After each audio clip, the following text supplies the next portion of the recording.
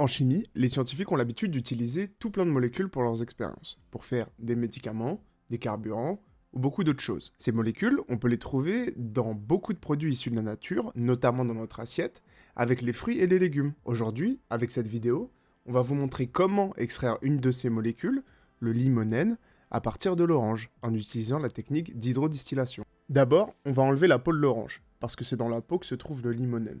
On a ensuite besoin de découper la peau en petits cubes pour la faire entrer dans ce ballon. Ce ballon, il est rempli d'eau, car c'est grâce à l'eau qu'on va être capable de séparer la molécule de limonène de la peau d'orange. Regardez bien ici la quantité de peau d'orange. Vous pourrez la comparer avec la quantité de limonène qu'on va avoir à la fin. Une fois qu'on a tout, on commence à monter notre expérience. Mais avant, laissez-moi vous expliquer comment ça fonctionne.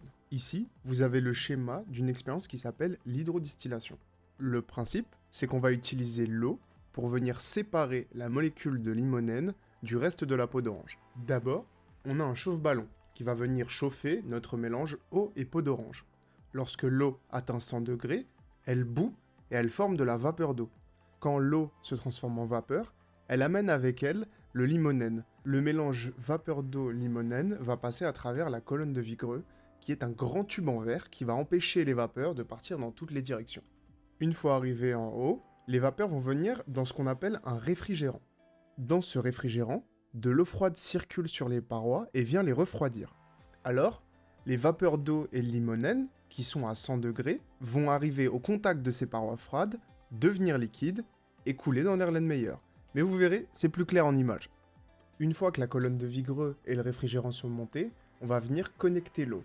L'eau entre par le bas et ressort par le haut. Ça permet de recouvrir complètement la paroi. Ensuite, on met le chauffe-ballon.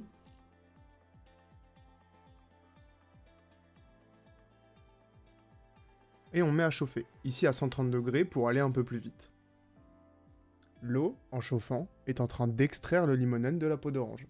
Là, on peut voir que la vapeur d'eau monte dans la colonne de Vigreux.